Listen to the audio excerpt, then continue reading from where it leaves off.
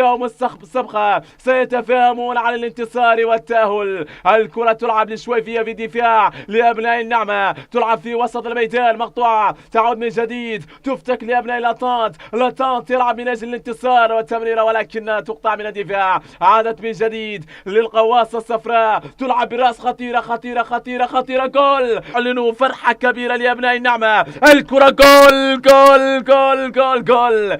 فعلها طبعا الشويفية في هذه الأوقات. هدف مقابل لا شيء من العلامة ومن ضربة جزاء في وسط الميدان، خطيرة جدا الآن. الكرة ملعوبة خطيرة ما زالت حتى الآن لنادي التفاهم السبقة، وهدف التعادل. التعادل التعادل التعادل التعادل يعود من جديد لنادي السبقة.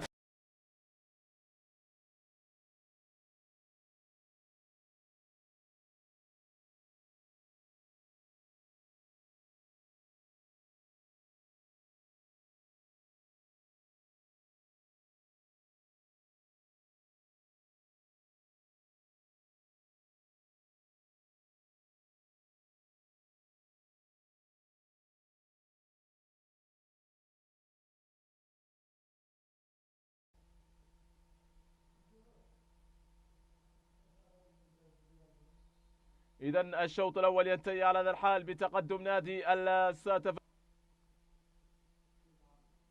هنا طبعا يظهر على الصورة مدرب في وسط الميدان، لمسة في اليسار، البحث عن العرضية خطيرة. الثالث الثالث الثالث الثالث لنادي أتانت، الثالثة لنادي أتانت. قلت لكم يريدون أن يزيدوا النتيجة. أرقام كبيرة جدا. الهدف الرابع قريب جدا. الثالث من الشهر القادم. المباراة التي كانت ستقام في مدينة نواديبو في ملعب البلدي، ولكن غيروا طبعا. الكرة خطيرة الآن عكسية لنادي طبعا للشوفية. الكرة خطيرة خطيرة، ولكن ماذا فعلت وطني؟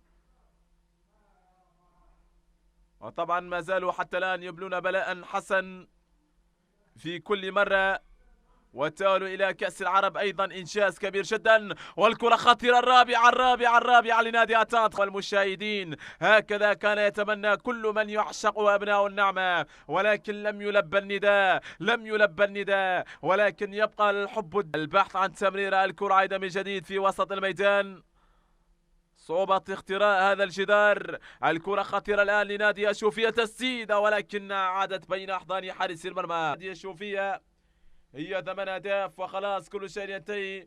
نادي خويندي رسميا، أو نادي الشوفية عفوا رسميا، يقادر حوار البلاي أوف الدور طبعا